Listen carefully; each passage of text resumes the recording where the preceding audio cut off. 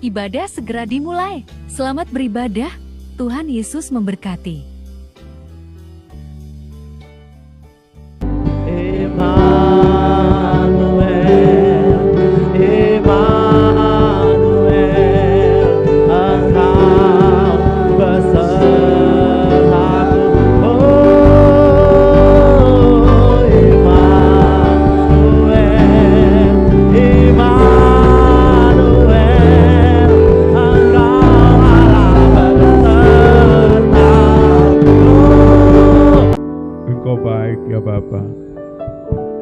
Kau mengasihi kami. Kami mau menikmati lagi kebaikan kerajaan-Mu. Nyatakan anugerah-Mu bagi kami di hari ini. Cilikan mata hati kami mengerti rahasia kerajaan-Mu. Jamah kami dengan firman-Mu ya Bapa, dalam nama Yesus. Amin. Silakan duduk Bapak Ibu. Puji Tuhan. Ya, salam. Puji nama Tuhan, kita bersyukur di hari ini tanggal 17 September dan di tempat ini 2 orang ulang tahun. Bapak Opel ada? Ada, beliau? Mana? Gak ada ya? Lagi masak kali ini. Oke, dan Cendri Karundeng. Mana Cendri? Ada? Ada, puji Tuhan. Ya, selamat ulang tahun. Mari sama-sama kita baca firman Tuhan, saudara, di dalam Injil Matius pasal 8. Kita belajar lagi tentang seorang perwira Kapernaum yang mendapat anugerah dari Tuhan. Kita baca di ayat 5 sampai ayat yang ke-13. Mari diundang Bapak Ibu, adik-adik semua kita berdiri. Kita baca ayat firman ini dengan berganti-gantian. Ketika Yesus masuk ke Kapernaum, datanglah seorang perwira mendapatkan dia dan memohon kepadanya.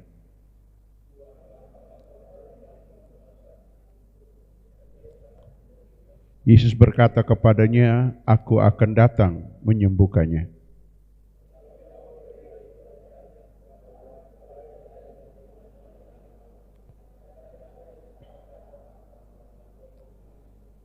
Sebab aku sendiri seorang bawahan dan di bawahku ada pula prajurit.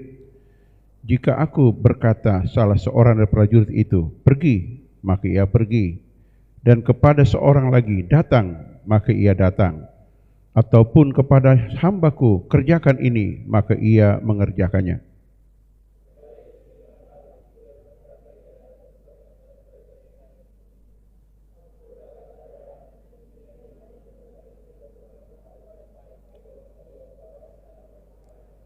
Aku berkata kepadamu, banyak orang akan datang dari timur, dari barat, dan duduk makan bersama-sama dengan Abraham, Ishak, dan Yakub dalam kerajaan surga.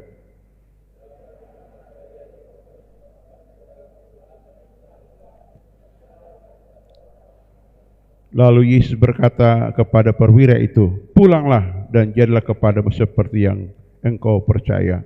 Maka pada saat itu juga sembuhlah hambanya. Amin. Disilakan duduk Bapak Ibu, kekasih Tuhan. Setelah Yesus menyembuhkan orang yang kusta, dan beliau menelusuri dan masuk ke kampung atau kota bernama Kapernaum. Kapernaum itu artinya adalah kota kota hiburan, saudaraku, kota permai, itu Kapernaum. Jadi kota ini, kenapa Tuhan memilih kota ini kebanyakan bikin mujizat, saudara? Karena Petrus juga punya kampung Kapernaum ini, saudaraku, Dan di Kapernaum ini perwira ini juga takut Tuhan, saudara. Bayangkan, Petrus takut Tuhan dan keluarganya perwira. Katakan dia ini mungkin Kapolres saudara begitu, atau Dandim begitulah, saudara. Dia memerintah dalam dunia militer di kota Kapernaum ini, saudara, dan dia seorang yang punya hamba sakit, Di mana-mana, saudara, coba telusuri rumah Kapolres ke rumah Dandim, paman ini konteks Indonesia. Apakah seorang hamba atau prajurit atau ajudan itu sakit-sakit sampai lumpuh lagi, saudara? Enggak akan, saudara, enggak akan. Sekarang masuk tentara, polisi aja, Kesehatannya sampai detail-detail diperiksa saudara. Sedikit cacat aja ditolak, nggak diterima. Tetapi kenapa orang ini kok luar biasa saudara? Saya pelajari ya. Tadi pagi saya khotbah di siaran langsung di Facebook, tetapi karena signal putus-putus terus, saya buat rekaman lagi ya, pakai video pendek saudara. Ya, tapi Tuhan mau kita pelajari saudara hal ini supaya kita juga dipakai Tuhan atau menerima berkat kerajaan. Bila amin. Nah saudara, kita lihat dulu saudaraku di ayat yang ke-10 ya, ayat 10, ayat 11 dan ayat 12. Di situ ada kata anak kerajaan. Nah ini. Anak kerajaan ini akan dicampakkan ke tempat yang gelap. Sementara orang luar yang datang dari timur, dari barat, mereka menikmati berkat kerajaan. Nah gitu saudara. Itu membawa pesan bagaimana saudara, bahwa dalam kerajaan surga itu ada jatah. Ya, jatah saudara. Bahkan saudara tahu, jatah kerajaan surga tidak bisa habis. Karena sumbernya Tuhan Sang Pencipta, Sang Pemilik alam semesta, Sang Pemilik bumi. Enggak pernah habis saudara. Kalau saya baca perjanjian Tuhan kepada orang percaya, ya khususnya Markus pasal 16 ayat dari ayat 15, 16, 17, 18, 19 saudara. Pergi beritakan Injil, tanda-tanda ini menyertai orang percaya. Mereka mengusir setan, ya saudara. Mereka berbicara bahasa-bahasa baru. Bayangkan, ya dunia setan itu orang percaya kuasai. Dunia bahasa orang percaya kuasai saudara. Dunia setan, dunia apa? Dusta sudah ular, mereka kuasai saudara. Dunia mineral, racun dikuasai oleh manusia, diberi oleh Tuhan saudara. Bahkan dunia sakit penyakit. Mau kurang apa lagi Tuhan mau kasih saudara? Itu saudara, ya perkakas atau kemampuan sorga, kerajaan Allah diberikan kepada anak-anak kerajaan. Nah itu hebat sekali saudara. Wow.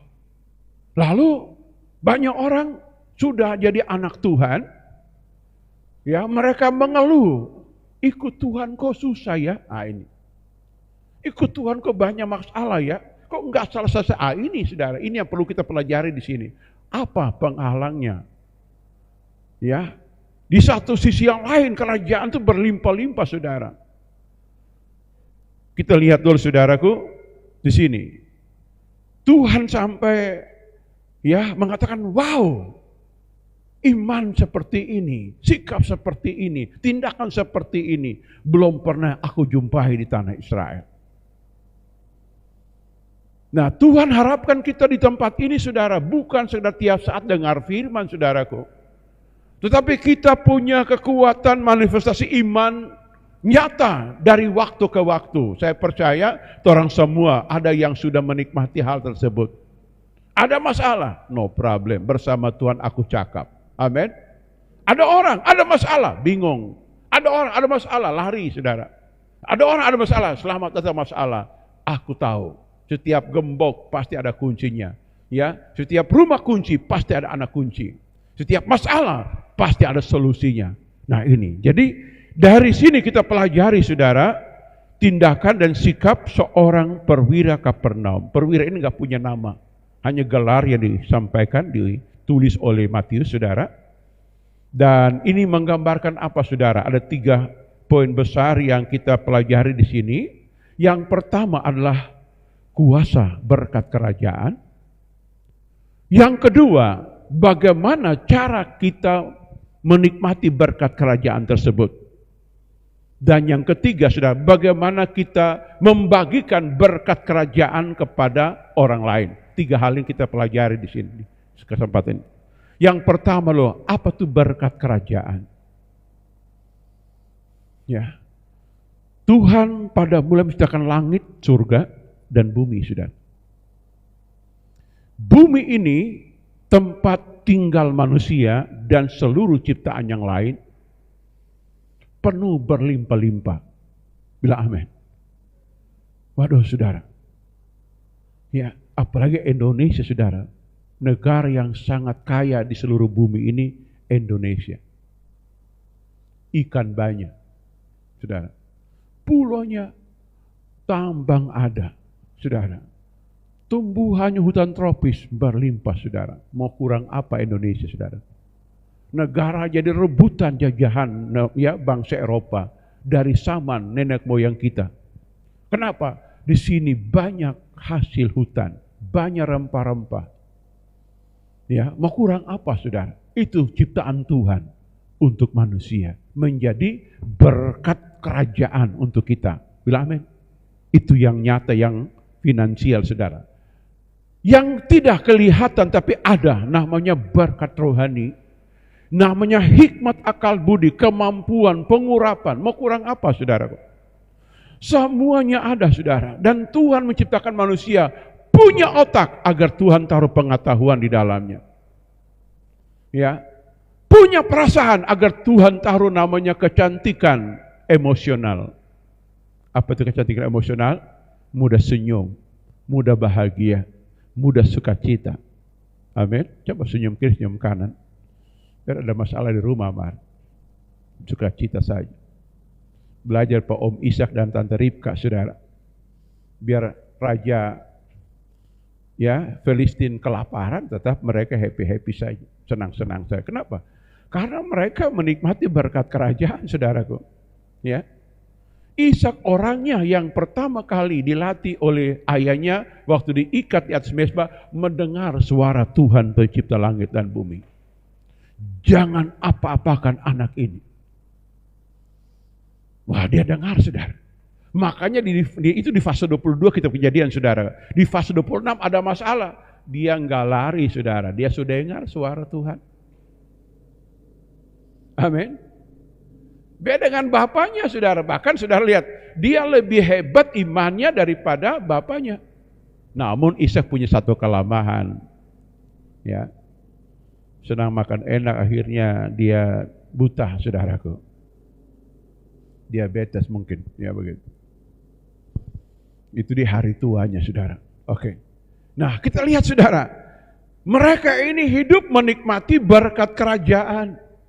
Ini yang ditangisi, ini yang dikeluhkan oleh Yesus. Kasihan anak kerajaan. Mereka enggak dapat apa-apa, orang luar dapat.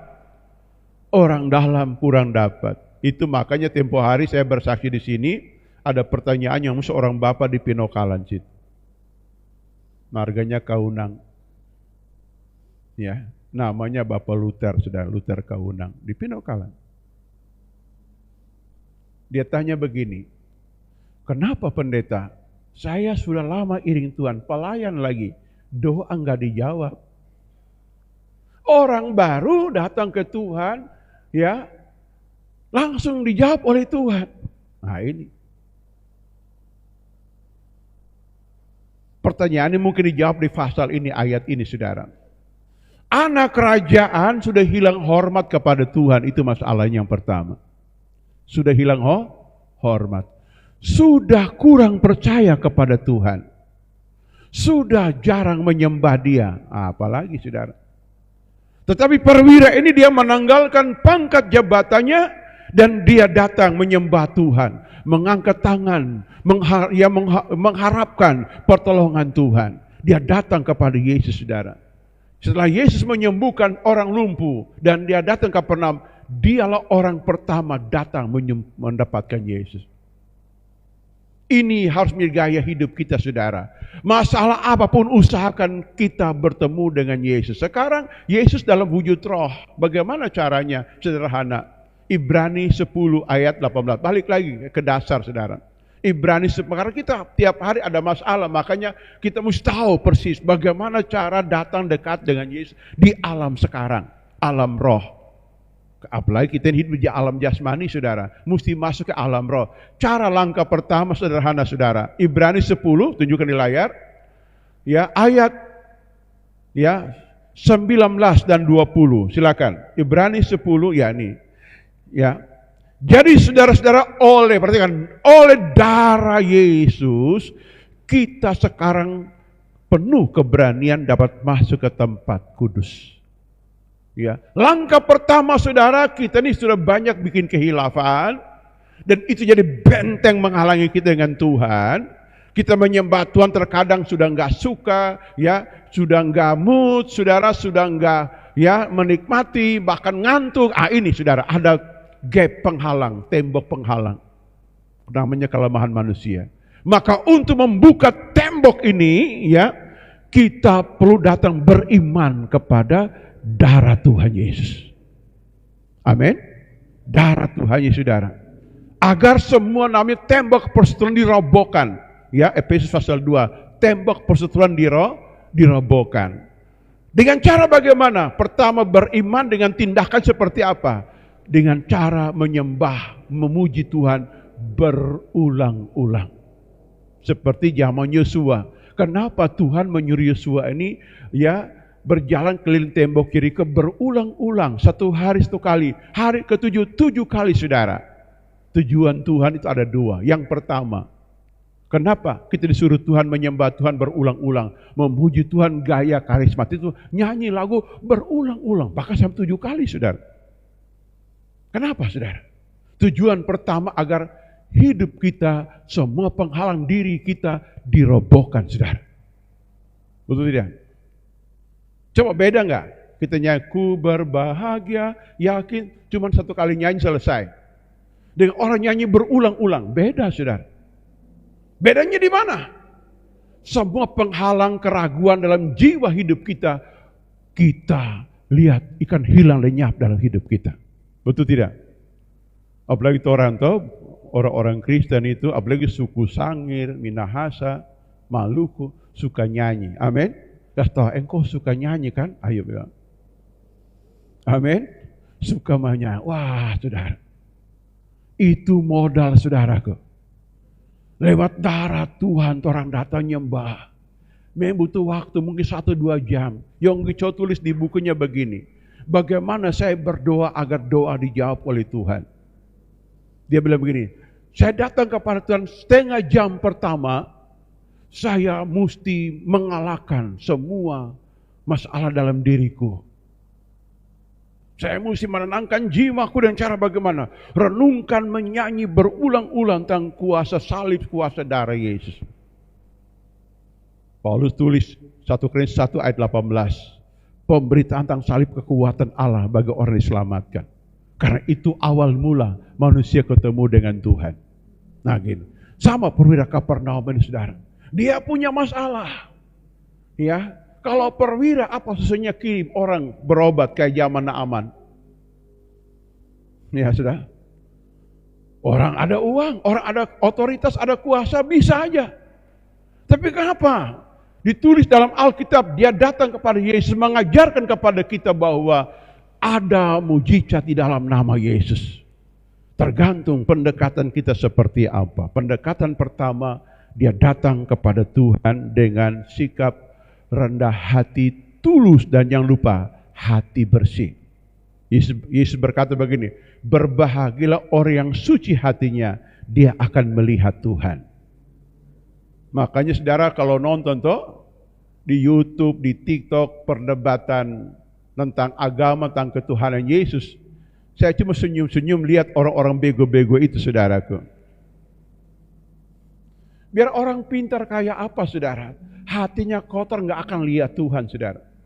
Nggak akan.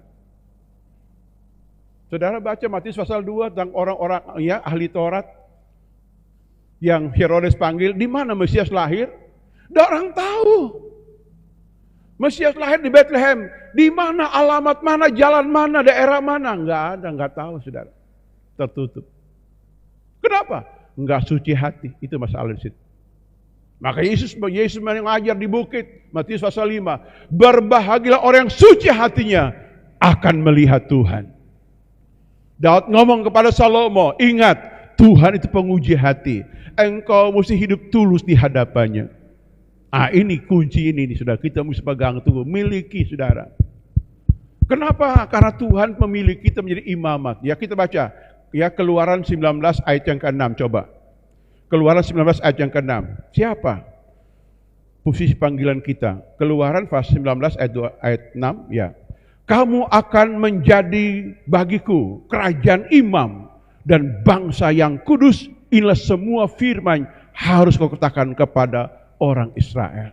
Itu dalam nubuat dan janji kepada bangsa Israel yang sekarang. Dari dulu, saudara. Nah kita bagaimana? 1 Petrus 2 ayat 9. Kita baca. Kita, pernyanyian baru. Ya silakan. Tetapi baca semua. Tapi kamulah bangsa yang terpilih, imamat yang rajani, bangsa yang kudus, umat kepunyaan Allah sendiri, supaya kamu memberitakan perbuatan-perbuatan besar dari Dia yang telah memanggil kamu keluar dari kegelapan kepada terangnya yang ajaib. Ini Tuhan panggil kita. Hebat nggak Tuhan itu? Waduh, Dia roh, Dia menempahkan diri kepada kita pribadi, mungkin kepada orang tua leluhur kita dulu, generasi berapa dari kita. Ya, saya beberapa waktu lalu saya menulis sebuah silsilah generasi kami, leluhur dari mana? Dari saya ke atas, dari 8 keturunan, saudara. Ya, saya tulis. Keturunan ke-8 masih saudara, belum kenal Tuhan, saudara. Kenal Tuhan. Ya, dan generasi yang kenal Tuhan, generasi ketiga dari saya, saudara, kenal Tuhan. Opa saya baru kenal Tuhan, bayangkan. Dari 1 sampai 5 tidak kenal Tuhan, saudara. Ya, dari 6 sampai saya, saudara, baru kenal Tuhan. Bayangin. Tetapi lihat Alkitab, saudara, silsilah Yesus, saudara. Dari zaman Adam, saudara, lihat, saudara. Kayak tongkat estafet obor olimpiade dorong bawa. Dari ini turun ke sini, dari situ ke sini, ya. Kayak dari ya sisi Abraham, dari Sem sampai Nahor, sampai di Tera, sampai di mana lagi, saudara? Di Abraham, saudara, itu obor berjalan, saudara, seperti itu. Nah, disinilah kita melihat tentang gerakan Tuhan yang terjadi. Berkat kerajaan datang kepada Tuhan, Tuhan pasti menolong, saudaraku. Amin. Amin enggak? Nah ini. Yang kedua yang perwira lakukan, yang pertama tadi berdamai dengan Tuhan. Yang kedua, saudara, kita perhatikan sini. Di ayat yang ke-6, ayat 6 kita baca. Tuhan, hambaku terbaring di rumah karena sakit lumpuh dan sangat menderita. Kata Tuhan itu Adonai, saudara. Ya, Adonai. Tuhan, hambaku sangat menderita, saudara. Nah ini, kalau saya baca, saudara, Tuhan itu hamba, ya, Tuhan, Dia sangat menghormati, saudaraku. Wah, hebat. Ya, ada lagu yang saya suka sekali, lagu itu, ku kagum hormat akan Engkau, Kau Allah yang layak dipuji, ku kagum akan Engkau. Wah, hebat, saudara. Ya, di saat kenapa ayat ini, kalimat ini berharga waktu itu? Karena Israel hilang hormat kepada Tuhan. Mereka mengaku anak Abraham. Kelakuan bukan seperti Abraham. Ya, saudara. Mereka mengaku beragama. Kelakuan tidak berarti zaman itu, saudara. Saya nggak tahu zaman sekarang. Tetapi Alkitab jadi alat ukur bagi setiap orang, saudaraku. Kenapa perwira ini ya sangat dijempol oleh Tuhan Yesus, sekarang dia sangat hormat Tuhan. Waduh, hebat. Karena dalam hukum Israel nggak boleh panggil nama telanjang Tuhan YHWH, nggak boleh. Itu bisa mati, Tuhan langsung dianggap kurang ajar, saudaraku. Maka mereka panggil Tuhan. Maka diterjemahkan bahasa Yunani sebut Karios, jadi Tuhan, saudara. Tuhan, saudara. Itu sikap hormat yang tinggi. Ya, dengan gaya ibadah kadang-kadang orang dengan ya sangat menghormat Tuhan dengan sikap perlu sampai tengkurap tiarap minta pertolongan Tuhan. Ini perlu kita kembangkan dalam hidup kita. Seorang penyembah itu melakukan seperti itu, saudara. Di dalam kitab Wahyu, tua-tua di sorga melepaskan mahkota, sujud menyembah Tuhan. Ingat baik-baik. Hidup ini kita ingin berhasil, amin. Berhasil itu berawal pertama janji dan keinginan, saudara. Yang kedua, sanggup melewati tantangan, disebut padang gurun. Yang ketiga, kita akan menikmati susu dan madu yang Tuhan janjikan, seperti Israel. Melewati kesukaran itu kita perlu mencopot semua atribut kita, saudara. Yang ada hanya kita tengkurap di kaki Tuhan. Aku perlu Engkau Tuhan.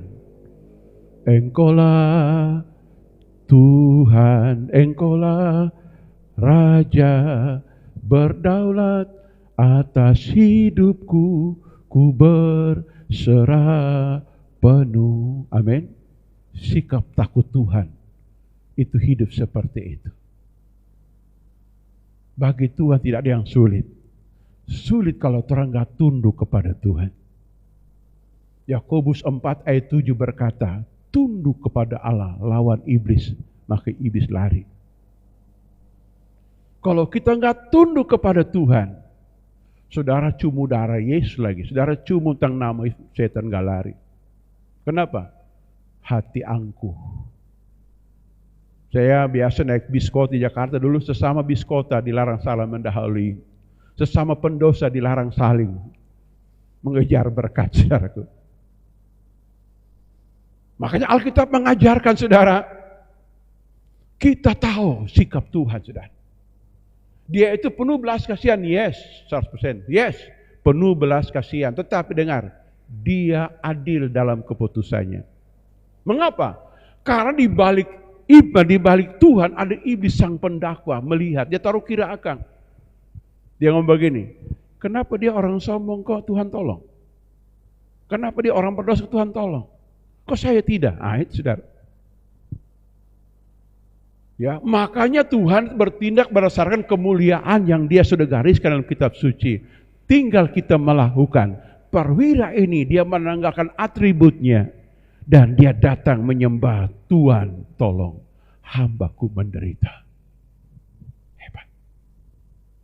Satu ketika Yosua, dia dalam Yosua pasal berapa 7 kalau nggak salah. Ya, dia kirim pasukan menyerbu kota kecil nama kota Ai, saudaraku. Berita datang, Israel banyak terbunuh dan tewas. Dan banyak lari tinggalkan medan perang. Mereka kalah. Yosua kaget. Dan Yosua mungkin merenungkan begini. Sepanjang saya melayani Musa. Dan Musa menyuruh saya menumpas bangsa-bangsa yang tidak mengenal Tuhan. Katakan dia bangsa Amalek, bangsa siapapun. Kita timbul jadi pemenang. Mengapa mereka kalah? Saudara. Yosua tahu. Bersama Tuhan tidak pernah kalah. Amin. Saudara, ini Yosua. Dia bukan pemimpin sembarangan. Dia bertumbuh dari bawah. Dari seorang prajurit sampai panglima perang, saudara. Dan leluhur jelas. Dia anak cucu dari Yusuf, saudaraku. Wow. Apa dia lakukan? Dia buka jubah kerajaannya, saudara. Dia buka jubahnya. Dia kenakan kain kabung. Dia tersungkur di muka Tuhan. Di hadapan tabut perjanjian. Dia tunggu nasihat petunjuk Tuhan. Dengan 2 alasan dia sampaikan. Mengapa engkau bawa kami ke sini untuk tewas mati? Apa kata Mesir tentang kami? Apa kata bangsa-bangsa kita tentang kami? Bahwa kami tidak berdaya. 2 alasan ini, saudara. Tuhan ngomong begini. Ada dosa yang mereka lakukan. Sehingga aku mengurung niat kemenangan aku berikan kepada mereka. Karena dalam kitab Yeremia mengatakan, suatu bangsa di mana aku ingin memberkati, kalau mereka berdosa, aku menyesal, aku cabut semua itu. Dan suatu bangsa yang aku mau berkati, mereka hidup baik, aku bersuka cita. Itu firman Tuhan bagi saudaraku. Lalu Tuhan ngomong, Tuhan bangkit berdiri. Besok pagi apel, semua apel. Semua suku apel. Siapa di antara kalian yang kemarin bikin masalah di kota Ai? Ada seorang bapak angkat tangan bernama Akan, saudara. Bapak Akan. Mungkin dia orang Sangir, Bapak Akan, saudara. Bapak Akan, saudara. Dia angkat tangan. Dia bilang, saya Pak, dosamu apa anakku? pencuri kemarin Bapak. Oh, waduh saudara. Bapak akan dari suku mana? Suku Yehuda, sudah bayangkan. Kaleb punya anak buah, saudaraku. Bayangkan.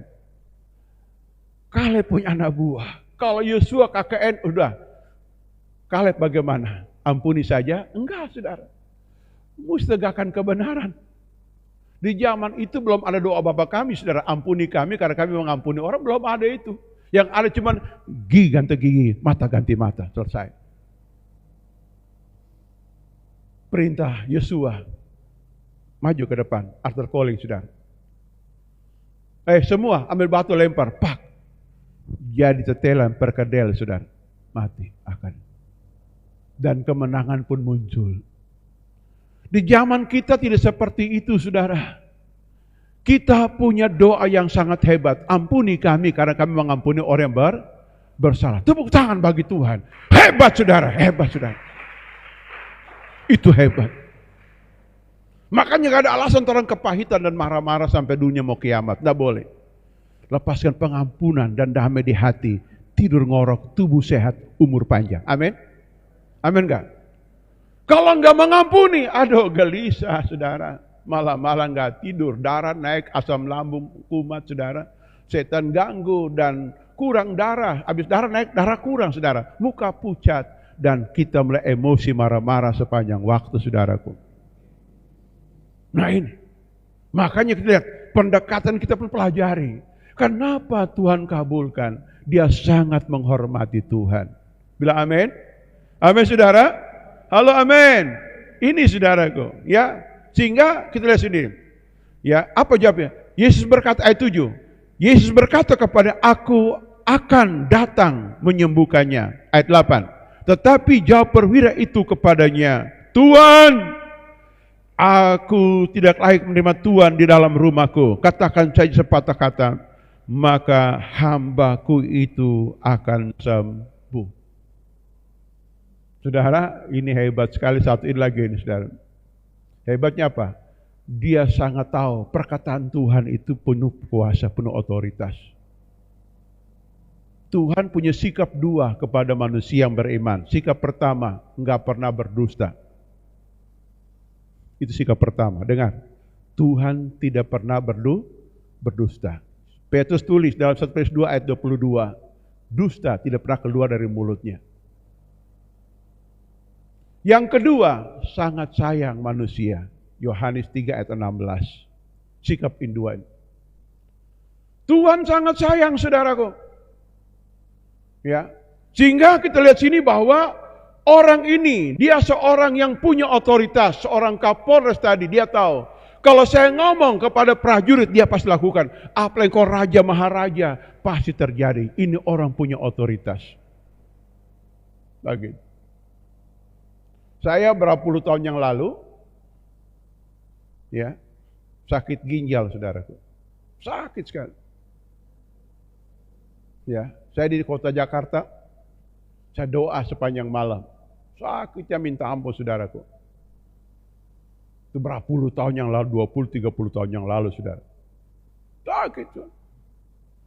Saya doa-doanya Mbah, muncul ayat ini. Ucapkan sepatah kata saja. Tuhan, ucapkan sepatah, saya akan sembuh. Dan saya beritakan perbuatanmu kepada semua orang, bahwa engkau lah penyembuh yang ajaib. Saudara tahu, habis ngomong, saudara, kayak begitu. Itu sembuh sampai hari ini, saudara. Hebat, saudara. Sepatah kata saja Tuhan, dosa panjang-panjang. Ya, cuma ngomong iyo jo, oke jo, saudara. Nusa tambah WKWK, amin. Amin ya, saudara. Oke, WKWK, hihihi, nggak perlu, saudara. Amin. Itu bahasa sosmed, saudaraku. Nah ini, ayat ini. Saudara tahu, saudara sini pernah datang dukun Kristen, pernah nggak? Dukun Kristen. Berobat orang pakai ayat Alkitab. Kau taruh uang koin atau uang kertas gitu. Dia buka ayat, dia baca. Yakin sekali, sampai cium-cium itu Alkitab, saudara. Saya pernah ke situ, tahu itu. Ya, dulu belum bertobat, sudah bye-bye. Ke situ dia. Dia ambil Alkitab, dia putar-putar, dia cium Alkitab, dia taruh di dada, dia taruh uang, dia buka. Oh, ini ayat. Jadi saudara, dukun aja pakai Alkitab bisa apa itu Anatos lahir baru. Masa nggak yakin? Halo? Amin? Betul tidak? Masa nggak yakin saudara? Ya, orang-orang tua dulu masuk tentara, demi sordadu saudara. Cuma pakai ayat Alkitab, kitab Injil kecil tanpa puji, perang nggak pernah kalah, saudara. Ya, notabene, saudara, mereka keadaan seperti itu. Orang sekarang bagaimana? Sudah lahir baru. Yakinkah ayat Alkitab, saudara, bahwa itu perintah Tuhan yang tidak pernah gagal? Dia berfirman, dia pasti mengerjakannya. Bilang amin. Betul tidak? Dia menyampaikan firman Tuhan, perintahnya ke bumi, dia pasti lakukan. Itu mesti menjadi bagian kita. Supaya apa? Kita jangan cuma bersaksi tentang perbuatan Tuhan kepada orang lain. Kepada kita juga. Saya ada masalah, saya ada problem. Tapi Tuhan baik, Tuhan tolong kita. Aduh, enak sekali. Saya banyak kecewa, saya banyak putus asa, hilang harap. Aduh, Tuhan tolong saya. Lihat sekarang sesehat. Tambah gemuk malah, aduh, enak sekarang, bahagia. Betul tidak? Iya toh? Betul tidak? Ini sudah perlu kita renungkan. Saya juga begitu. Kenapa saya beriman? Saya suka melayani Tuhan dari hal-hal yang baru. Sekalipun banyak tantangan. Karena saya tahu Tuhan sampaikan satu kata aja, kita percaya. Kita percaya. Ada seorang nabi besar, bukan nabi besar, imam besar di Alkitab bernama Zakaria. Enggak percaya firman Tuhan, dapat hukuman 9 bulan bisu sudah. Siapa nama itu? Zakaria. Ayahnya Yohanes Pembaptis. Malaikat ngomong, Elizabeth akan mengandung punya anak. Enggak percaya saudara. Enggak percaya saudara. Maka dapat hukuman. Untung bisu kalau mati dalam itu rumah Tuhan, tinggal tarik kayak jangkar kapal, saudara. Karena orang masuk situ nggak boleh ini pakai rantai di kaki, saudara, kayak rantai anjing, saudaraku. Karena masuk sana ada masalah, orang nggak boleh masuk. Kalau masuk rame-rame mati, saudara. Itu tabernakel Musa, kemah sembahyang, saudara. Nggak boleh orang sembarang masuk. Hanya imam besar masuk. Itu pun pakai tali, sudah di kakinya masuk. Tunggu 24 jam nggak balik, mati itu tarik jo. Kayak tarik jangkar kapal. Itu sudah. Nah, malaikat muncul di tengah-tengah. Dia mau persembahkan ukupan, saudara. Dia berkata, Elizabeth mengandung dan punya anak. Beri nama dia Yohanes. Dia nggak percaya, saudara. Coba saudara baca Injil Lukas. Pasal 1 itu. Dapat hukuman, bisu 9 bulan, 10 hari. Kita diajar Tuhan, percaya ayat firman Tuhan. Sekecil apapun janji Tuhan. Ada masalah hidup, masalah apapun, kita baca janji Tuhan. Saya imani Tuhan.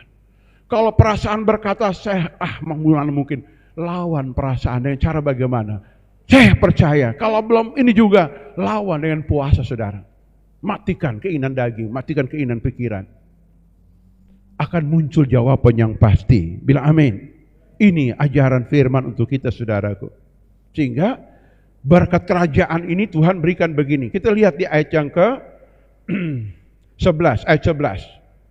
Aku berkata kepadamu, banyak orang akan datang dari timur, barat, dan duduk makan bersama-sama dengan Abraham, Ishak, Yakub dalam kerajaan surga, sedangkan anak-anak kerajaan itu dicampakkan dalam kegelapan. Saya ingat cerita siapa itu ibu perempuan Yunani ini, saudara, di Matius 15. Tuhan ngomong begini, enggak patut kasih roti pak anjing. Roti anak-anak untuk anjing, saudara. Dan saudara tahu, waktu dia ngomong begini, benar Tuhan, aku hidup dari remah-remah yang jatuh di meja Tuhan. Wow, Tuhan kaget, saudara. Orang ini pola pikir, paradigmanya berubah, saudaraku. Aku perlu anugerah Tuhan. Ternyata dia anak Tuhan itu punya jatah. Amin. Jatah kerajaan. Kapan kita terima ibadah seperti ini? Hidup hari-hari, saudara. Coba Sulawesi Utara, saudara. Ramalan BMKG kemarau panjang. Hujan gak berhenti. Kemarin air Madidi hujan besar. Di Tendekile hujan, saudara. Oh, saudara. Di sini belum. Dan sini kan air pam, toh. Turun sana kuat tiang awan, saudaraku. Jadi perlu hujan, saudara. Untuk sementara tiang awan. Ya, toh. Kayak Israel zaman dahulu. Dipiara Tuhan 40 tahun. Siang tiang awan, malam tiang api. Enggak pernah bayar pulsa listrik, token listrik, dan enggak pernah. 40 tahun, saudara. Enggak pernah. Bayangkan, malam-malam jam 6 awan menyala, saudara. Sampai pagi menyala, terang semua. Siang-siang tiang awan, saudara. Kalau enggak, aduh, hele pohon mati ke manusia. Ya dendeng itu, saudara. Ikan asin. Kayak di Afrika Barat sana, ya, saya punya dosen bernama Pak Ulu Mintang, dia ke sana, saudaraku, Afrika Barat. Saudara tahu, kalau panas itu orang mati terpanggang hidup-hidup siang-siang. Afrika Barat.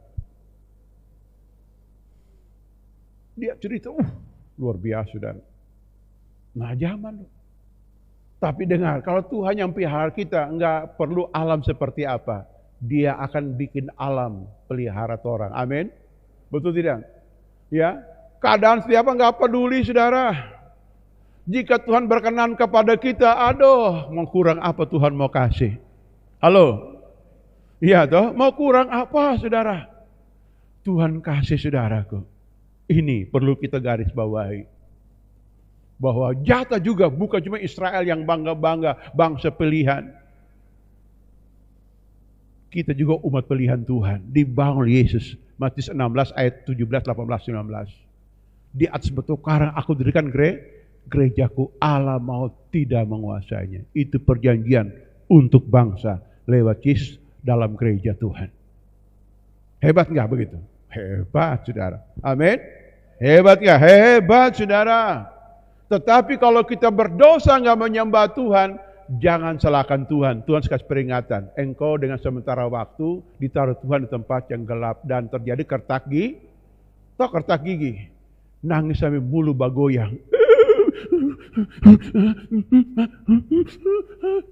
Nah, gitu sudah. Ada di sini pernah menangis bulu bagoyang, ada? Gitu. Pernah lihat anak kecil, oh saya, kenapa? Ini aku bagi Pak kita, ini aku bagi. Ah, itu dia, kertas gigi sudah, nangis kertas gigi. Nangis gak habis-habis sudah. Persoalan silih berganti gak habis-habis.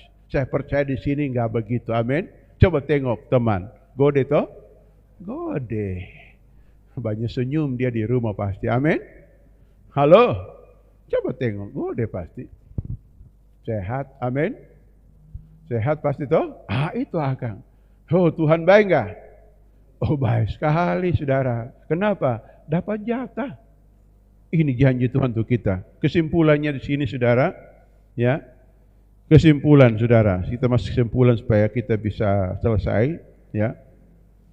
Kesimpulan yang pertama, saudara, Matius 16 ayat 13 Matius 6 ayat 13 berkata, karena engkau yang punya kerajaan, kuasa dan kemuliaan. Itu pasti kuasanya. Dia punya segalanya. Amin. Kesimpulan yang kedua, saudara, ada masalah datang kepada Tuhan. Ya, orang datang ke dukun, ke dokter, ke siapa saja, ke psikolog, tertolong, apalagi Tuhan yang punya segalanya. Pendeta coba tapi nggak tahu. Mari diajar bagaimana cara datang pada Tuhan. Ya, karena setiap tokoh itu pendekatannya beda-beda. Datang ke Tuhan juga dengan cara Alkitabiah, saudara, tadi diuraikan tadi. Ya, yang ketiga, saudara, jika Tuhan yang berfirman perintahkan, lakukan saja. Itu pasti jadi. Amin. Amin. Ini yang perlu kita renungkan di hari ini. Tuhan memberkati kita semua. Amin. Selamat datang ke Tuhan di hari ini.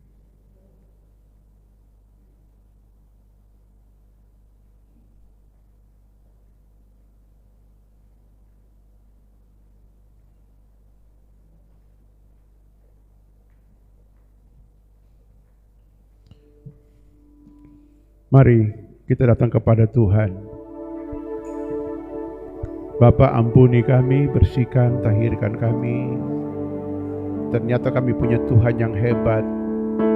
Kami punya kerajaan yang luar biasa. Kami datang menyembah Raja Maharaja, Tuhan langit dan bumi, Tuhan semesta alam, Tuhan yang baik, yang mengasihi kami ya Tuhan. Terima kasih Bapa. Mari kita berdiri Bapak Ibu, adik-adik semua. Terima kasih Bapa. Terima kasih Yesus Tuhan. Layaklah segala bangsa semua sujud padamu. Amin Tuhan. Sebab Kau Allah yang kudus, layak disembah.